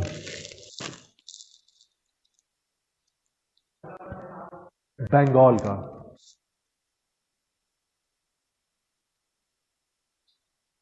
और बाद में 1859 में सिंध और पंजाब के भी लेफ्टिनेंट गवर्नर्स बने, सिंध और पंजाब के भी लेफ्टिनेंट गवर्नर्स बने। ठीक, 60 एक्चुअल में क्या था कि 1853 के एक्ट में यह बात आ गई थी कि आप नए प्रोविंसेस को स्टैब्लिश कर सकते हैं, नए प्रोविंसेस को स्टैब्लिश कर सकते हैं। दो नए प्रोविंस बनते हैं, सिंध और पंजाब का। 1859 में यहां पे भी लेफ्टिनेंट गवर्नर स्टैब्लिश कर दिए गए थे। तो बेसिकली 3 लेफ्टिनेंट गवर्नर्स हैं। जिस हम भारत के जिस कॉलोनी की बात करते हैं वो केवल कॉलोनी, ये मतलब हर जगह ब्रिटिशर्स ही है। कुछ भारत की कॉलोनी है, ब्रिटिशर्स की कॉलोनी है जो उनके डायरेक्ट कंट्रोल में है। कुछ नेटिव रियासतें हैं जिसे हम कहते हैं प्रिंसली स्टेट, जिसे हम कहते हैं, वो कहने के लिए ऑटोनॉमस है ऊपरी तौर पे, और इन्हीं के लिए वाइसरॉय का कॉन्सेप्ट आया। वाइसरॉय गवर्नर जनरल में डिफरेंस पता है? जब 1858 का एक्ट आता है तो होता क्या है, क्राउन हेड हो जाता है भारत का, और इसके साथ क्या होता है, गवर्नर जनरल जो है, यही गवर्नर जनरल, वाइसरॉय नहीं बना। जब ये प्रिंसली स्टेट से कम्युनिकेट करता है तो वो रॉय का वाइस है, प्रिंसली स्टेट से कम्युनिकेट कर रहा है। और जब ब्रिटिश इंडिया को कम्युनिकेट, जब ब्रिटिश इंडिया को रूल कर रहा है वो गवर्नर जनरल ही है। फिर से बता दूं, जब प्रिंसली स्टेट पर वो जब उनसे कोई रिलेशन स्टैब्लिश कर रहा है, उनसे कोई बात करता है, तो वाइस रॉय है। क्यों? क्योंकि क्राउन रॉय हो चुका था ब्रिटेन का, तब वो वाइस रॉय। अदरवाइज तो गवर्नर जनरल ही है। जब अभी तक जो ब्रिटिश कॉलोनी थी उसके लिए वो गवर्नर जनरल ही था। ये बेसिक डिफरेंस है वाइस रॉय और गवर्नर जनरल में। नहीं समझ में अभी आ गया ना बात सही। और इसके बाद 1858 से सीधी सी बात है क्राउन आर्ट बन गए। तो क्या है, ये सेंट्रलाइज एडमिनिस्ट्रेशन आपको दिख रहा है कि नहीं? धीरे धीरे भारत पर ये कंट्रोल करना शुरू कर रहे हैं। अभी तक भारत जो फ्यूडल स्टेट में बटा हुआ था, with the help of various regulation act and charter act, Bharat पर धीरे धीरे कंट्रोल करना शुरू कर रहे हैं और एक यूनिफाइड इंडिया की बात होने लगी है। इन्हीं जोड़ने काम कर रहे हैं ना ये लोग, through their various regulation act and charter act. इसके आगे आ जाओ। एडमिनिस्ट्रेशन में क्या हुआ? कोविनेंटेड सर्विसेज लिखो। Covenanted services was started by Lord Cornwallis. लिखो Cornwallis.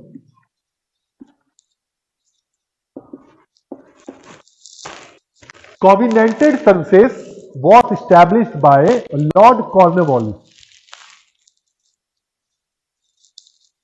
Covenanted services was established by, इसीलिए भारत में लोक सेवा जो है उसका फादर भी लॉर्ड कॉर्नवालिस को बोला जाता है, और बाद में जो मॉडर्न सिविल सर्विसेज का फादर पटेल जी को, वल्लभ भाई पटेल को। तो कोविनेंटेड सर्विसेज, कोविनेंटेड से सीधे से मतलब यह था, शुरुआत में जिसको भी गवर्नर चाहता था बंगाल का अपॉइंट करना, उसी को बना देता था आईसीएस सिस्टम कहते हैं कोविनेंटेड सर्विसेज का। मान लीजिए मैं इनसे खुश हो गया, जाओ ऐश करो, इनको मैंने पावर दे दी, अब आप ही आके रूल करो, आपको एक एरिया मैंने डिस्ट्रिक्ट मजिस्ट्रेट बना दिया। इलेक्शंस वो एग्जाम्स नहीं होते थे पहली बार 80 और भारतीयों के लिए, चूंकि मेरे पास पावर है तो मैं क्यों भारतीयों को मौका दूंगा आने का, तो मैं भारतीयों को अपॉइंट नहीं कर रहा हूं, जिस भी यूरोपियन को मैं चाहता था उसी को मैं नॉमिनेट कर दे रहा हूं कि अब आप एक कोविनेंटेड सर्विसेज के मेंबर हो। 1833 में पहली बार एक्ट आता है जिसमें क्या बात होती है कि अब भारतीयों को भी, ये वर्ड भारतीयों को भी नहीं लिखा था, उसमें लिखा था अब किसी भी प्रकार का डिस्क्रिमिनेशन नहीं किया जाएगा on the basis of caste, creed, colour या रेस। अब कोविनेंटेड सर्विसेज के कोई भी मेंबर बन सकता है based on merit. 1833 act number 87, clause 87 का। भारत में पहली बार आईसीएस का एग्जाम कब होता है? 1853 में पहली बार होती है कि अब एग्जाम होगा, अब मेरिट बेस्ड एग्जाम होगा। और लेकिन एग्जाम होगा कहां? लंदन में होगा।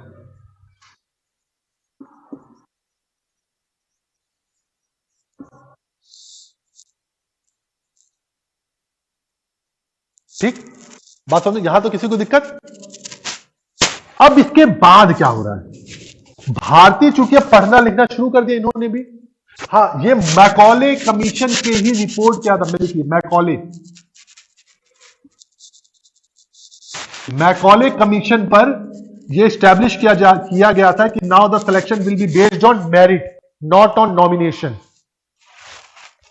On the recommendation of Macaulay commission, it was established that the member of covenanted services will be appointed on merit, not on nomination. Not on nomination. नामांकित नहीं किया जाएगा। अब एग्जाम दो चुपचाप बैठ के आप सब लोग, क्योंकि बेस्ट कैसे आ सकते हैं? With the help of exam.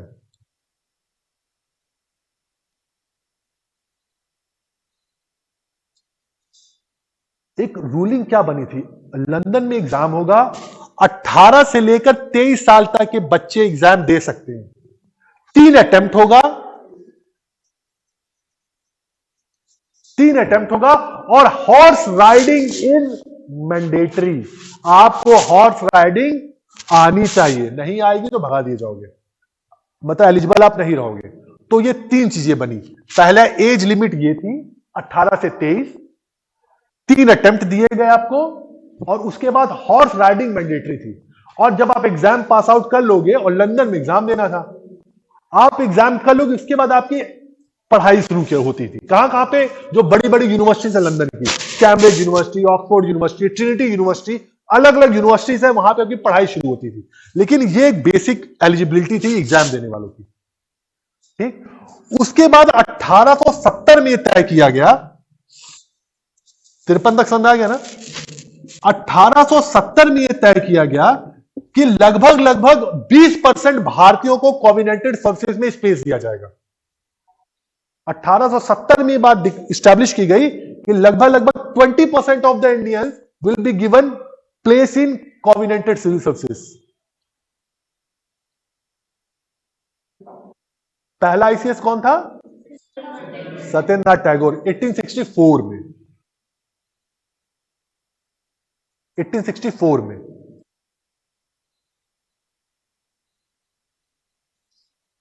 ठीक, लेकिन हुआ क्या, इसके बाद एक खुराफाती व्यक्ति आ गया, लिटन। लिटन लिटन क्या चाहता था? बोलता था ये भारतीय लायक ही नहीं है कॉन्विनेंटेड सर्विसेज में आने के, इनको भगाओ। लेकिन चूंकि पार्लियामेंट ने पास किया था एक बिल कि ना ना भारतीयों को रखना है, तो पहले तो उसने कोशिश की भारतीयों को डिबार कर दिया जाए, कि भारतीयों को मौका ही ना दिया जाए कि भारतीय एग्जाम दे पाए। फिर उसने दूसरी चाल चली। अब इसकी बात हम जब लिटन पे आएंगे ना तब कर लेंगे, लेकिन फिलहाल तो लिटन में अलग से एक टॉपिक है, वहां कर लेंगे। यहां तक समझ गए कैसे उसने यूनिफिकेशन कर रहा है वो? अगली हेडिंग डाल दीजिए। ये समझ गए ना, पॉलिटिकल एडमिनिस्ट्रेटिव रीजंस। अगला डाल दीजिए, development of rapid mode of transportation. Development of rapid mode of transportation. Development of rapid mode of transportation. बताने की कोई जरूरत? फिर से वो रिपीट करूंगा। रोड बनाए, टेलीग्राफ बनाए, रेलवेज बनाए, मोड ऑफ ट्रांसपोर्टेशन बढ़ा, यूनिटी की बात आई, क्योंकि अभी अब क्या हुआ, इंटरनल बैरियर्स जो थे, ज्योग्राफिकल बैरियर्स थे, वो ज्योग्राफिकल बैरियर्स टूटे। अब भारतीय धीरे धीरे एक दूसरे के पास आने लगे। जब पास आने लगे तो हुआ क्या, अब कन्याकुमारी वाले व्यक्ति बोला अरे यार ब्रिटिश बहुत मारते हैं, बस तुमको भी मारते हैं यार, दोनों को मार रहे हैं, क्या किया जाए? एक रिवॉल्ट किया जाए, एक नेशनलिज्म की बात आई। इस वजह से जो ज्योग्राफिकल बैरियर्स थे ये टूट गए, इसी रैपिड डेवलपमेंट ऑफ ट्रांसपोर्टेशन से। लिख लिया? अगला, एक्सप्लॉयटेशन ऑफ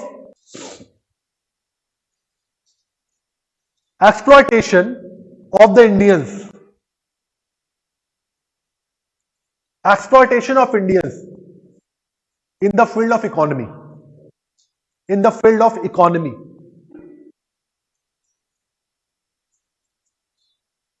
फिर से बताने की कोई जरूरत नहीं है। लैंड सेटलमेंट एक्ट खूब चूसे हमें, डी इंडस्ट्रियलाइजेशन हमारे पूरे सत्यानाश कर दिया हमारी इंडस्ट्रीज के, कॉमर्शियलाइजेशन ऑफ एग्रीकल्चर हमारे बिल्कुल भुखमरी आ गई। जिन्होंने जो कुछ काम किया वो केवल और केवल अपने प्रॉफिट के लिए किया। और बाद में लेजी फेयर की बात आई तो भारतीयों का बाजार ब्रिटेन से मैन्युफैक्चर होने वाली कमोडिटीज के लिए खोल दिया गया। और भारतीय बाजार जो है क्या किसमें कन्वर्ट हो गया? ब्रिटिश वस्तुओं के बेचने के लिए। कभी हम बहुत बड़े एक्सपोर्टर थे, अब हम बहुत बड़े इंपोर्टर हो गए। हमारी पूरी पूरी इकोनॉमी क्रश हो गई। और कॉन्सेप्ट कौन सा है? ड्रेन ऑफ वेल्थ का। भारत का जो पूरा पैसा है कहां जा रहा है? विदेश जा रहा है। यही exploitation of Indians in the field of economy है। दिक्कत किसी को? पहली क्लास किसकी है आज? बहुत लोग यार, समझ में आ रहा है? टॉपिक चूंकि नया है तो इतनी दिक्कत नहीं आएगी। अगर कहीं बीच से आते तो हो सकता समझ में ना आता। टॉपिक चूंकि नया तो नहीं आनी चाहिए। और राष्ट्रीय आंदोलन इतना तो हमें पता भी है। चलिए इसके बाद आइए, वर्क ऑफ लॉर्ड लिटन। अब आइए, works of Lord Lytton. Works जो ने काम किए, कुछ ऐसे काम किए जिसने नेशनलिज्म को बढ़ावा दिया। क्या क्या है? लॉर्ड लिटन बहुत बड़ा कवि था ये। हाँ, नहीं नहीं, प्रसंग तो लाया ही था, कवि भी बहुत बड़ा था। मेरिडिथ नाम से कविताएं भी लिखता था, ओवन मेरिडिथ नाम से। ही वॉज अ बहुत बड़ा पोएट, जैसे होता नहीं है नोमेड, इसी टाइप को वो भी लिखता था। मेरिडिथ, तुम्हारी मैं फ्री में प्रचार करता हूं, देख लो। मेरिडिथ,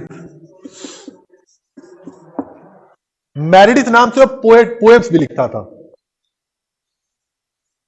अब उसके काम क्या है लिटन के, अब वो लिख लीजिए। कौन कौन से भैया? पहला लिखिए, 1876 में एक रॉयल टाइटल एक्ट आया, लिखिए। रॉयल टाइटल एक्ट, जिसके तहत 1877 में भारत में दिल्ली दरबार लगाया गया।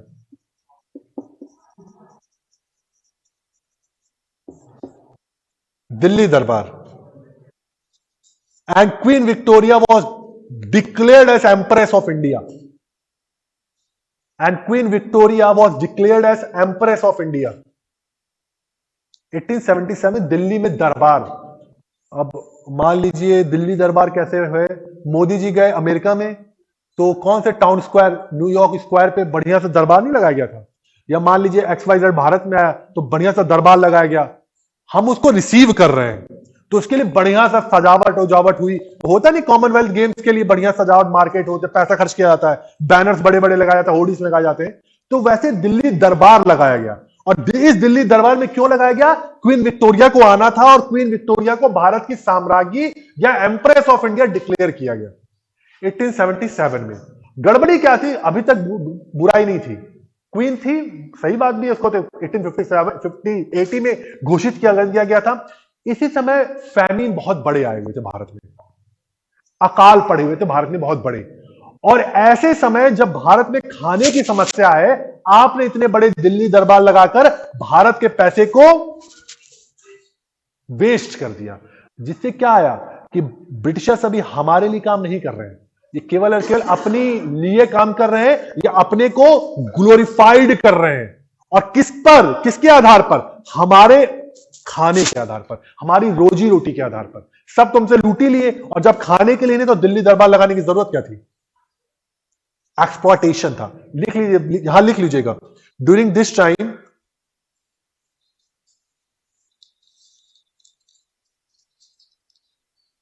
famines occur in several part of India. Famines occurred in several part of India.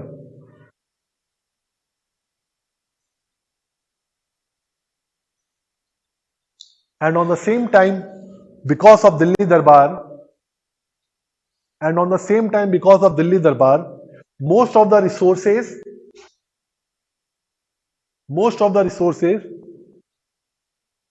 of Indians was wasted.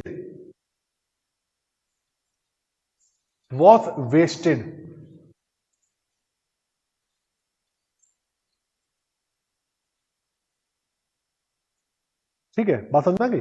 बहुत सारे रिसोर्सेज को हमने वेस्ट कर दिया। दिल्ली दरबार। इसके बाद 1878 में vernacular press act, 1878 vernacular press act.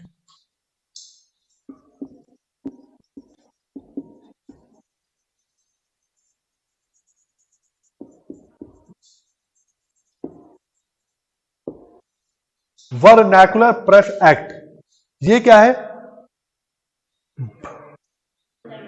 हाँ, 1870 के बाद होता क्या है, अभी मैंने बताया ना, इंडिया में जब हायर एजुकेशन की शुरुआत होती है तो एजुकेटेड इंडियंस आने अब शुरू हो गए थे। अब इन एजुकेटेड इंडियंस ने ही ब्रिटिशर्स की डाइसेक्शन, जो इनकी इकोनॉमी की थी, जो इंपेरियलिस्टिक इकोनॉमी है, उसी का डाइसेक्शन शुरू कर दिया। अब ग्रीवेंसेस होने लगे। क्यों? क्योंकि उनको क्या लगने लगा, ब्रिटेन जो है भारत को लूट रहा है। इसके लिए माहौल किसने बनाया? इंडियन प्रेस ने। लेकिन गड़बड़ी क्या हुई, अब ब्रिटेन को क्या लगने लगा था कि अगर ये इंडियन प्रेस को खुला छोड़ दिया गया तो फिर से रिवॉल्ट क्रिएट कर देंगे, क्योंकि अब धीरे धीरे ग्रीवेंसेस क्रिएट हो रही है इन द मास कम्युनिटी, जो इंडिया की मास है उसमें शिकायतें पहुंच रही है। इसने क्या किया, वर्नैकुलर प्रेस एक्ट लागू किया। इसमें था क्या, the newspaper which were written in vernacular languages, उसने जितने भी डिस्ट्रिक्ट मजिस्ट्रेट्स थे उनको ये ऑर्डर दिया कि भैया जितने भी वर्नैकुलर लैंग्वेजेस में न्यूज़पेपर पब्लिश हो रहे हैं, आप उनसे सिक्योरिटी रखवाओ। सिक्योरिटी में कुछ भी हो सकता है, कहिए उसके जो पूरा प्रिंटिंग प्रेस का पेपर ही रखवा लिया, पैसे रखवा लिए। उसने कहा एक सिक्योरिटी बॉन्ड लिखवाओ कि इन केस कोई भी ऐसा कंटेंट आपके पब्लिशिंग हाउस से पब्लिश हुआ which was against the Britishers, आपकी सिक्योरिटी को, आपको दोनों तरीके से दंड दिया जाएगा। आपके लाइसेंस जब्त कर दिया जाएगा और आपको इंप्रिजन्ड भी किया जाएगा। बट क्या था, एक डिस्क्रिमिनेटिव लॉ था। क्यों? क्योंकि it was only against the vernacular languages, not against English language. इसी को वर्नैकुलर प्रेस एक्ट कहते हैं। और कौन सा न्यूज़पेपर किसने अपनी बेसिकली वो बंगाली भाषा में एक पत्र लिखा जाता था, अमृत बाजार पत्रिका। उसने रातों रात, जब ये प्रेस एक्ट लागू हुआ, उसने रातों रात ही अपना कंटेंट ही चेंज कर लिया, अपना लैंग्वेज चेंज कर लिया। अब वो इंग्लिश में पब्लिश होने लगा। शिशिर कुमार घोष की वो पत्रिका थी, शिशिर कुमार घोष की, उसने कन्वर्ट कर लिया बचने के लिए इस एक्ट से, क्योंकि अगर बंगाली भाषा में होता तो वो भी एक्ट के चौहदी में आ जाता। बचने के लिए उसने अपनी लैंग्वेज ही चेंज कर लिया, अब वो इंग्लिश में लिखने लगा।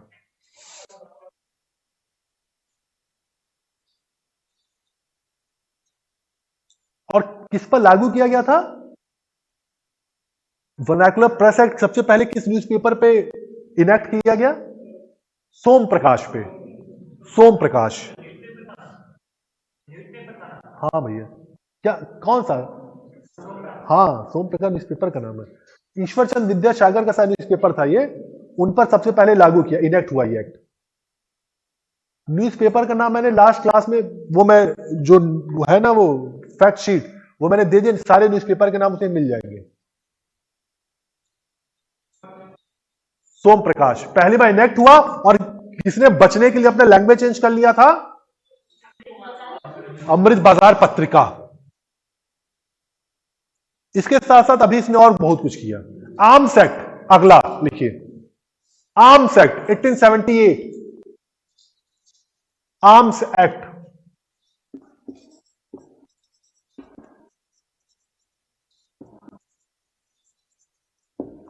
Arms act. अब ये आर्म्स एक्ट क्या था?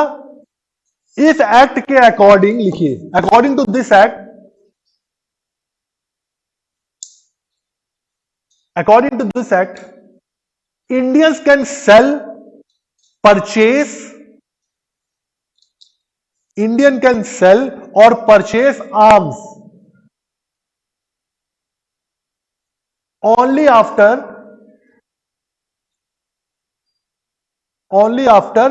having license। लाइसेंस के पश्चात ही कोई भी भारतीय आर्म्स को रख सकता है और बेच सकता है। अगर लाइसेंस नहीं हुआ तो आपको जेल में डाल देंगे। लेकिन यह भी डिस्क्रिमिनेटिव लॉ था। क्यों? क्योंकि this law was only against Indians.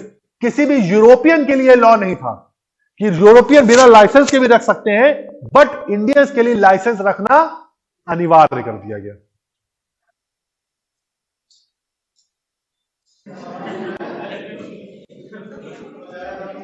अगला,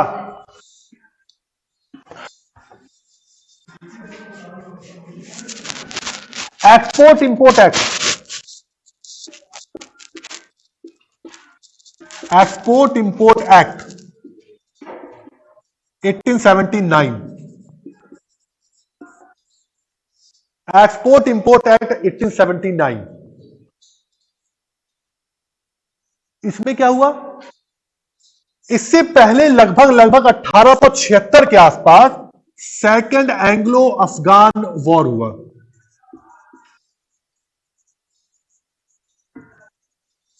Afghan war, second Anglo Afghan war हुआ। बेसिकली ये वॉर जो था एक ग्रेट गेम का पार्ट था। ग्रेट गेम क्या है? सेंट्रल एशिया में it was a game played by Russians and Britishers on the land of central Asia. मतलब सेंट्रल एशिया बेचारा क्या था? वो शतरंज का बोर्ड था। लड़ाई कौन कर रहा है? प्यादे कौन थे? मतलब वॉर किसके किसके बीच हो रही है? ब्रिटिशर्स और रशिया के बीच में, और सेंट्रल एशिया मुंह देख रहा है। लड़ाई मेरे धरती पे, हम मुंह देख रहे हैं और लड़ आपस दोनों में रहे। तो ये ग्रेट, एक क्वेश्चन पूछा गया है, ग्रेट गेम कहां हुआ था? ये ग्रेट गेम का पार्ट था सेकंड एंग्लो अफगान वॉर। इस वॉर में होता क्या है कि ब्रिटिशर्स जो है अफगान के खिलाफ फिर से रिवॉल्ट वॉर करते हैं, और वॉर में जो ट्रीटी है, ट्रीटी ऑफ, कौन सी ट्रीटी हुई है? सेकंड एंग्लो अफगान वॉर के बाद ट्रीटी हुई थी गंडमक, ट्रीटी ऑफ गंडमक, जिससे पीस ट्रीटी हुई थी, और अफगान पर धीरे मतलब इनडायरेक्ट कंट्रोल ब्रिटिशर्स का हो गया था। गड़बड़ी क्या थी? वॉर किसने लड़ा? ब्रिटेन ने। खर्चा कौन उठाया? भारत। वॉर ब्रिटेन के लिए हो रहा है, लेकिन सारा जो बोझ था हमारे हमारे रेवेन्यू पे डाल दिया गया, खर्चा पूरा Bharat झेलेगा।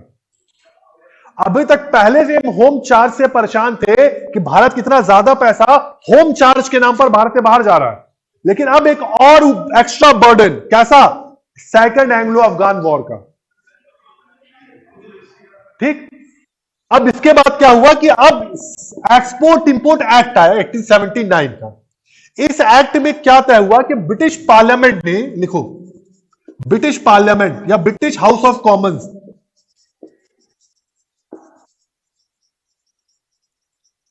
British house of Commons asked the Governor General of India,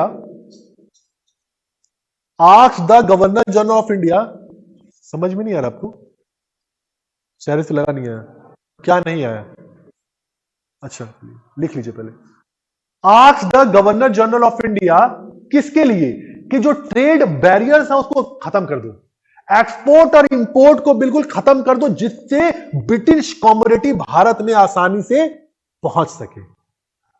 बात समझ में आई? ट्रेड, और अभी तक क्या, जब कोई सामान भारत आता था तो ट्रेड ड्यूटी देने पड़ते थे। ब्रिटिश हाउस ऑफ कॉमर्स ने क्या, गवर्नर जनरल से परमिशन कहा या उसको कही, उससे आज्ञा मांगी, क्या कि अब जो ब्रिटिश से कमोडिटीज आ रही हैं उसको भैया किसी भी प्रकार को कोई ड्यूटी ना देनी पड़े, कमोडिटी सस्ती हो जाएंगी, और जब कमोडिटी सस्ती हो जाएंगी तो आसानी से हम परचेज कर पाएंगे, ब्रिटिश इंडियंस आसानी से परचेज कर पाएंगे, उनकी कमोडिटी की डिमांड बढ़ जाएगी। उसने हाउस ऑफ कॉमर्स ने केवल पूछा या आज्ञा मांगी, लिटन ने परमिशन दे दी, और तब परमिशन दी जब लिटन की वाइस रॉय की खुद की काउंसिल इसके लिए तैयार नहीं थी। उसका कहना था कि जिस समय भारत में खुद ही इतना बड़ा फैमिन आया हुआ है, यह करना भारत की इकोनॉमी को डैमेज कर सकता है। लेकिन अपनी काउंसिल की अगेंस्ट जाकर उसने ये परमिशन दे दी, और लगभग 29 आर्टिकल्स पर से 29 आर्टिकल पर ट्रेड ड्यूटीज जो थी वापस ले ली गई, लगभग 29 आर्टिकल्स पर।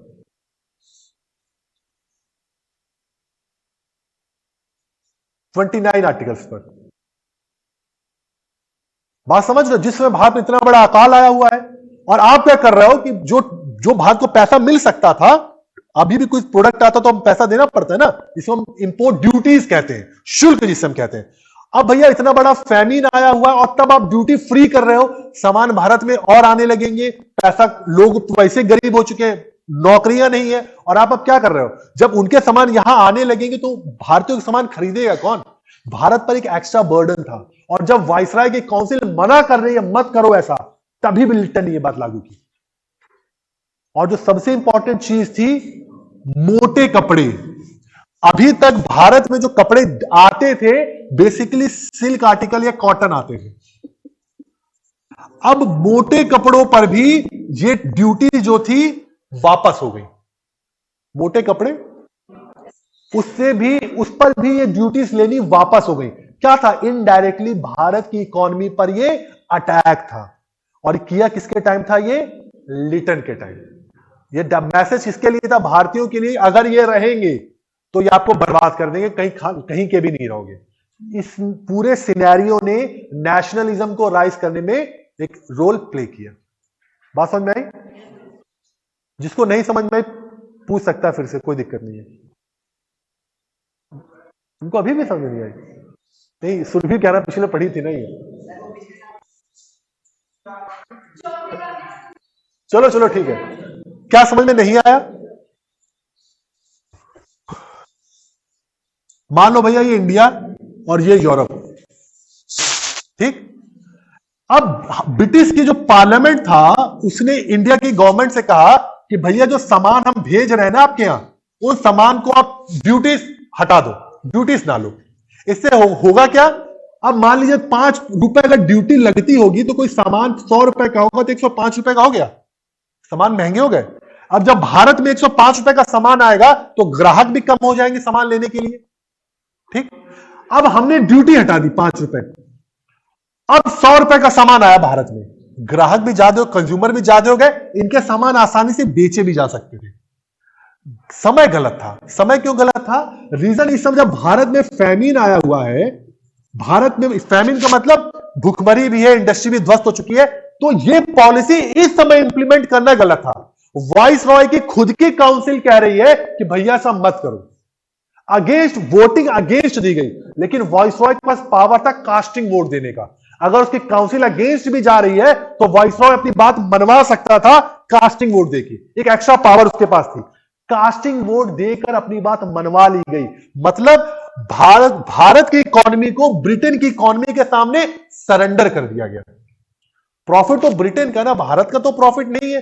तो जहां के जो एजुकेटेड लोग थे उनको उनके पास मैसेज क्या गया, जब भी मौका होगा भारत जो है या भारत का गवर्नर जनरल ब्रिटिश पार्लियामेंट के खिलाफ हथियार धर देगा, रख देगा।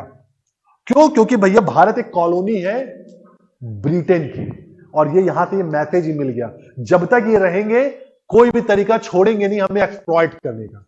इसीलिए एक्सपोर्ट इंपोर्ट ड्यूटी ऑफ 1879 जो है एक इंपॉर्टेंट रोल प्ले की राइज ऑफ नेशनलिज्म में, क्योंकि यही टाइम पीरियड था, अभी जब मैं बताऊंगा आपके सत्येंद्रनाथ बैनर्जी, एसएन जो बैनर्जी, इंडियन एसोसिएशन, बहुत सारे लीग जो है बननी शुरू हो गई थी। इन्हीं लोग ने पूरा मूवमेंट चलाया। प्री कांग्रेस टाइम पीरियड है पूरा, ये कांग्रेस बनने वाली थी, यही लोग मूवमेंट चला रहे हैं। और इस मूवमेंट का ये कह लीजिए आग में कैरोसिन डालने का इन्होंने काम किया, भड़काने का काम किया। ठीक है, अगला पॉइंट, अब एक और हेडिंग डाल लीजिए, स्टैट्यूट लिख लो, स्टैट्यूटरी सिविल सर्विसेज लिख लो भैया। 4 बार बोलूंगा मैं भी, आप भी बोलोगे हाँ। सिविल सर्विसेज,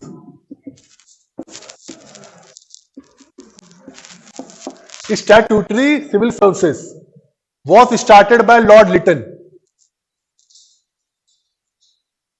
लिख लो, नाम इसका लिख लेना। Covenanted civil services was started by Lord Cornwallis. Statutory civil services was started by Lord Lytton. ये क्या है? जब मैंने अभी 1870 का टाइम पीरियड बताया था ना, कि जब कह दिया गया भारतीयों को भी 20% भारतीयों को भी आईसीएस का पार्ट बनाया जाए, तो लॉर्ड लिटन कहता भारतीय इस लायक नहीं है, इनको डिबार कर दो। लेकिन चूंकि ब्रिटिश पार्लियामेंट ने एक्ट बनाया था तो ये डिबार कर नहीं सकते थे, तो उसने नई चाल चली। उसने क्या कहा, एक स्टैट्यूटरी सिविल सर्विसेज नाम से एक नई सिविल सर्विसेज स्टार्ट की। लिख लो, लिख लिया ना? ये थी क्या? अब जो प्रोविंशियल गवर्नमेंट है, प्रोविंशियल गवर्नमेंट, भारत उसमें लगभग 11 प्रांत हो चुके थे, प्रोविंस हो चुकी थी। प्रोविंशियल गवर्नमेंट कुछ नाम नॉमिनेट करेगी, कुछ लोगों के नाम नॉमिनेट करेगी, कुछ इंडियंस के नाम नॉमिनेट करेगी। और कौन इंडियंस होंगे? वो जिनको भारत की सोसाइटी के बारे में अच्छी समझ है और जो ब्रिटिश गवर्नमेंट के प्रति लॉयल है, जिनको भारत समाज की अच्छी समझ है और जो ब्रिटिश गवर्नमेंट के प्रति लॉयल है, उनका नाम प्रोविंशियल गवर्नमेंट नॉमिनेट करेगी। परमिशन, फाइनल परमिशन कौन देगा? जो सेक्रेटरी ऑफ इंडिया वो लंदन में बैठा हुआ है, सेक्रेटरी ऑफ इंडिया जो लंदन में बैठा हुआ है। अब इससे फायदा क्या हो रहा है? लिटन को ऐसा लगा कि स्टैट्यूटरी सिविल सर्विसेज की वजह से होगा क्या, भारतीय आईसीएस में एग्जाम देना बंद कर देंगे। अरे वही था, अरे तुम उस लायक नहीं हो तो ऐसा करो, ये नौकरी ले लो, ये चुपचाप ले लो। और ये नियम ये था कि लगभग आईसीएस का 1/6 पार्ट स्टैट्यूटरी सिविल सर्विसेज आएंगे, आईसीएस के 1/6 पार्ट, और ये सब इंडियंस होंगे। पेमेंट सब कम थी इनकी। इनको लगा कि भैया तुम, लिटन को लगा कि ऐसा करने से इंडिया सब आईसीएस का एग्जाम देना बंद कर देंगे। उसने एक चीज और की, आईसीएस के लिए एज भी घटा दी, 19 कर दी, 21 से घटाकर उसने, पहले ये समझ लो, ये समझ गए रीजन क्या था? लिख लो रीजन इसका क्या था, रीजन इसका लिख लो। The main reason for establishing this civil services was, the main reason for establishing these services was that Indians should avoid sitting avoid applying for ICS. Indians should avoid from applying in ICS exam.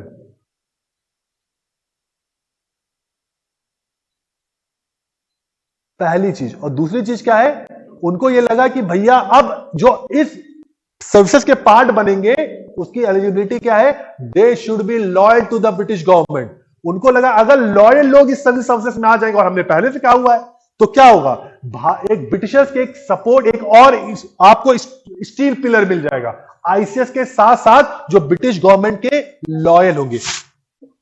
चूंकि Indians को आना है, अब जो loyal Indian इसका part बनेंगे, और चूंकि लॉयल इंडियन इसका पार्ट बनेंगे तो ब्रिटिशर्स को एक और स्ट्रॉन्ग एडमिनिस्ट्रेटिव सर्विस मिल जाएगी जो ब्रिटिश गवर्नमेंट को इंडिया में स्टैब्लिश करने के लिए मदद करेगी। बट ये सफल नहीं हो पाई और 8 साल बाद इसको वापस लेना पड़ा।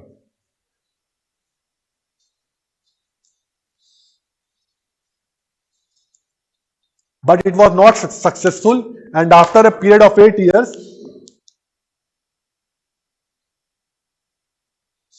it was taken off.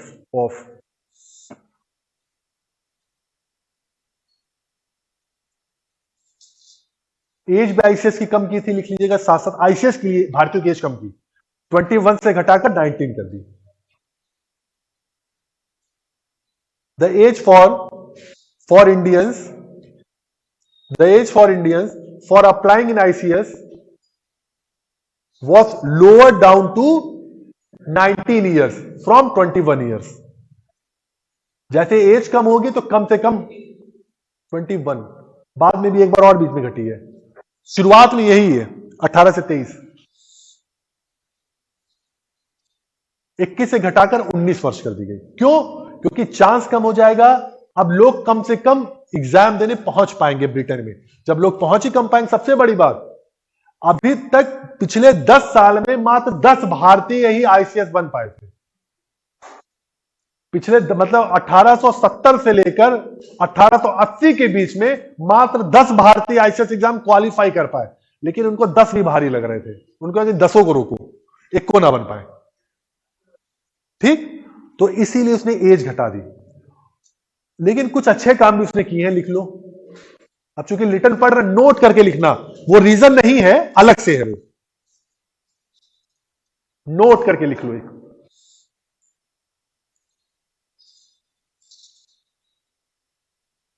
The financial disintegration which was started during Lord Mayo, financial disintegration which was started by Lord Mayo was further strengthened by Lord Lytton. Further strengthened by Lord Lytton. Lord Mayo was further strengthened by Lord Lytton. Financial disintegration का सीधा सा मतलब यह था कि पैसा पहले centre, जो पूरा का पूरा रेवेन्यू सेंट्रल एडमिनिस्ट्रेशन के पास रहता था। लॉर्ड मेयो ने क्या कर दिया कि भैया अब प्रोविंसेस को भी हम पैसा देना शुरू कर देंगे। अब प्रोविंस अपने अनुसार अपनी जो भी पॉलिसी इंप्लीमेंट करनी हो कर सकती है। जैसे आज के टाइम में पैसा का बंटवारा होता है ना प्रोविंसेस के साथ, तो इसने financial administration, financial disintegration Lord Mayo ने अब प्रोविंसेस को पैसा देना शुरू कर दिया। आप जैसे चाहें अपनी पॉलिसी इंप्लीमेंट कर सकते हैं, हम आपको एक मोटी रकम दे देंगे एक साथ। इसको फाइनेंशियल इंटीग्रेशन डिसइंटीग्रेशन कहते हैं, जिसको फर्दर स्ट्रेंथन लॉर्ड लिटन ने कर दिया, उसने उसको और बढ़ावा दिया। अगला जो पॉइंट इंपॉर्टेंट है लिख लो, he establish Strachey Commission. Strachey commission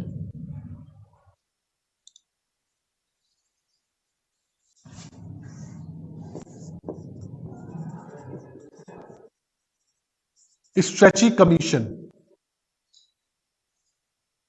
which was based on famine. अकाल आयोग है ये। स्ट्रेची आयोग क्या है? अकाल आयोग। 1778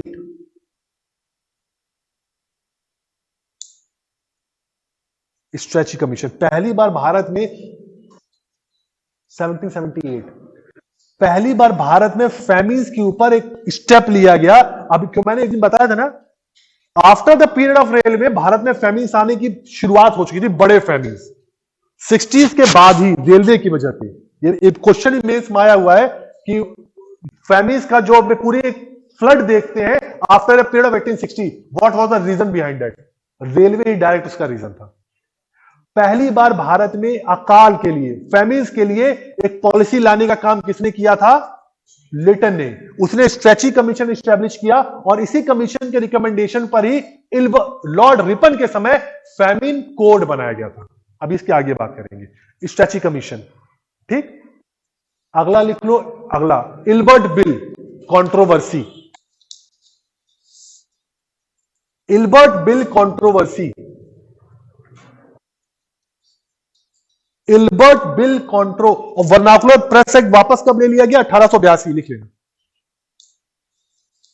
वर्नाकुलर प्रेस एक्ट वापस कब लिया गया? 1882। इल्बर्ट बिल कंट्रोवर्सी,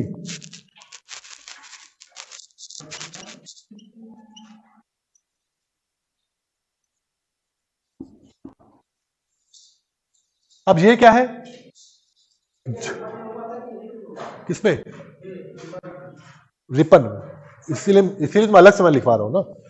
1883 में लिखो, in the year 1883, under the presidentship of Ilbert, who was a law member of, under the presidentship of Ilbert, who was a law member of, Ilbert, who was a law member of the Viceroy Council. Ilbert Bill was placed. Ilbert Bill was placed. अब Ilbert Bill क्या है जी? Law member of viceroy council. ये क्या है भैया Ilbert bill?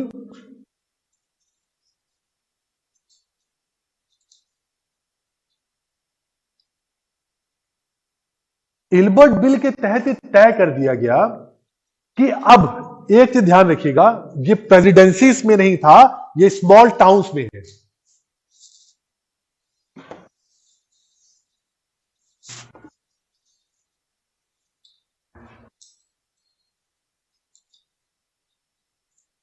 ये पहले इल्बर्ट बिल में क्या था? इल्बर्ट बिल में यह था कि Indian magistrate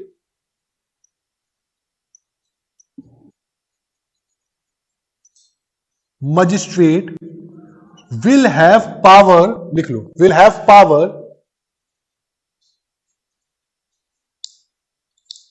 power to look into the cases of European people, to look into the cases of European people, look into the cases of European peoples, Indian magistrate।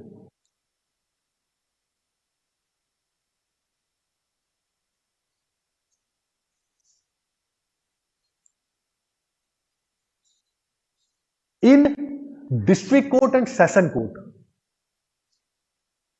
district court and session court,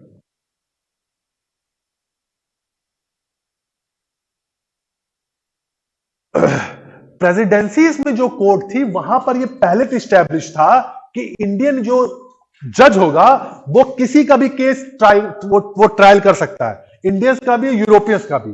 लेकिन जो lower judiciary थी वहां पे ऐसा नियम नहीं था।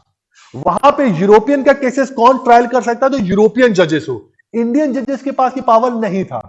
Ilbert bill जब आता है, जब रिपन आता है, तो उसको सबसे ज्यादा लिबरल गवर्नर जनरल माना गया। इसने क्या स्टैब्लिश किया? इसने इल्बर्ट बिल इसके समय आया था जिसमें स्टैब्लिश कर दिया कि अब इंडियन जजेस के पास भी पावर होगी कि वो यूरोपियन के केसेस को भी लुक आफ्टर या ट्रायल कर सकता है। अब भैया यूरोपियंस के लिए बड़ा झटके वाली बात थी। यूरोप क्यों झटके वाली बात थी? सबसे बड़ी रेशियल सुप्रीमेसी की बात थी। एक व्हाइट रिवॉल्ट हो गया इसी के अगेंस्ट। और व्हाइट रिवॉल्ट हुआ क्यों? यूरोपियंस का कहना क्या था कि हमारी प्रजा हमारे खिलाफ ट्रायल करेगी, हमारी प्रजा, the subject of our will look after the cases against our self. कैसे? उनका क्या कहना था कि we are racially we are superior than Indians, racially we are superior. अब भैया अगर एक अपनी एक तरफ आप बोला कि वी आर रेसली सुपीरियर, और दूसरी तरफ जो इंफीरियर रेस का व्यक्ति है वो आपके केसेस को लुक आफ्टर करेगा, तो आपकी क्रेडिबिलिटी तो जीरो। आप किस बात की सुप्रीमेसी की बात कर रहे हो? इसीलिए होता क्या है कि पूरा का पूरा एक रिवॉल्ट शुरू हो जाता है, किसके द्वारा? व्हाइट यूरोपियंस के द्वारा, which was known as white revolt, which was known as white revolt. White revolt दो बार हुआ है, एक हुआ है क्लाइव के टाइम, रॉबर्ट क्लाइव के टाइम, और दूसरा रिवॉल्ट हो रहा है रिपन के टाइम अगेंस्ट इल्बर्ट बिल। बस रिवॉल्ट का मतलब इतना, ऐसा रिवॉल्ट का लड़ाई झगड़ा कर रहे थे, रिवॉल्ट का मतलब यह था through various delegation, through press, ये वाइस रॉय पर ये दबाव प्रेशर बना रहे थे कि वो इस इल्बर्ट बिल को वापस ले लें। ठीक बात समझे? व्हाइट रिवॉल्ट का मतलब क्या है? With the help of various delegations and with the help of press, they were pressurising vice Roy so that he should took Ilbert bill. बात समझ आ गई? होता क्या है कि 1884 में यह बिल वापस भी ले लिया गया।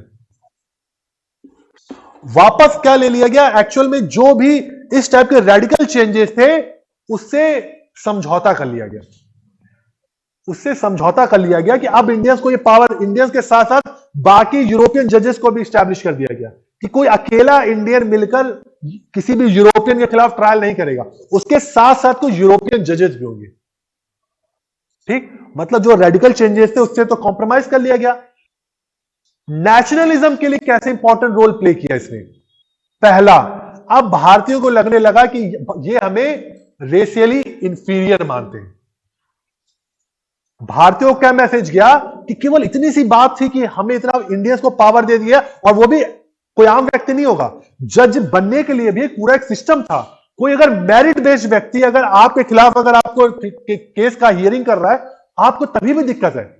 तो रेशियल सुप्रीमेसी का जो कॉन्सेप्ट था अब इंडियन को समझ में आया कि they are treating us like inferior race. अब जब इंफीरियर रेस ट्रीट करोगे, और भैया हम कितने भी बेकार हो, अगर सामने वाला अगर हमें बेकार समझेगा तो दिल पे तो बात लगेगी, लगेगी, ऑब्वियस ह्यूमन नेचर है। इसने नेशनलिज्म के राइज में एक इंपॉर्टेंट रोल प्ले किया। और दूसरा क्या इंपॉर्टेंस था इसका? इसने एक ऑर्गेनाइज्ड, कह लीजिए कोई भी ऑर्गेनाइज तरीके से अगर कोई मूवमेंट चलाया जाए तो गवर्नमेंट को प्रेशराइज करके कोई भी बिल को वापस लिया जा सकता है, यह भी एक संदेश दिया। अगर कभी भी कोई ऑर्गेनाइज्ड मूवमेंट चलाया जाए तो क्या होगा? गवर्नमेंट दबाव में आ सकती है। यह भी मैसेज इल्बर्ट बिल कंट्रोवर्सी से निकला। इसी के बाद देखिए ऑर्गेनाइज्ड तरीके से मूवमेंट चलाने की बात शुरू हो गई। 1884 इल्बर्ट बिल और 1885 इंडियन नेशनल कांग्रेस। कंट्रोवर्सी कैसे भारत के लिए फायदे, लिख लिए ना? कंट्रोवर्सी भारत के लिए कैसे फायदेमंद रही? पहला पॉइंट लिख लो, this controversy gave the message to Indians that Britishers were treating them as inferior race, were treating them as inferior race. Or second, it also gave message to Indians that an organized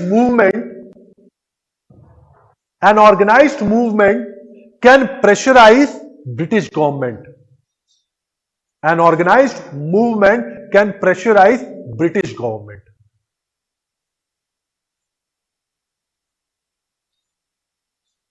ठीक, अगला point लिख लो,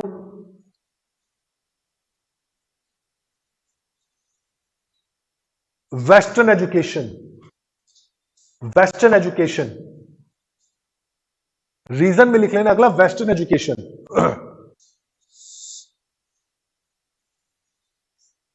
अगला point लिखो, अगली heading मतलब western education. Western education शुरू किस लिए की गई थी? ताकि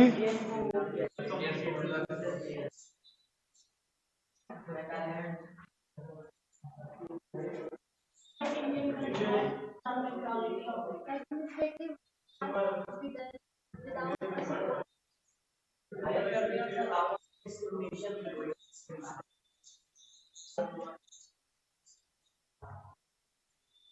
लिख लो, रीजन क्या था वेस्टर्न एजुकेशन शुरू करने का, लिख लो। Western education in India, western education in India was designed to colonize, was designed to colonize the mind of Indians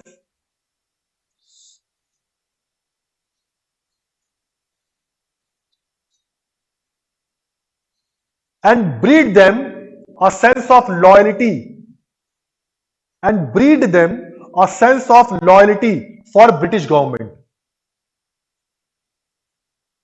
and breed them a sense of loyalty for British government. However, with the help of Western education, Indians were exposed to rationalism. However, with the help of Western education, Indians were exposed to rationalism and democratic thought.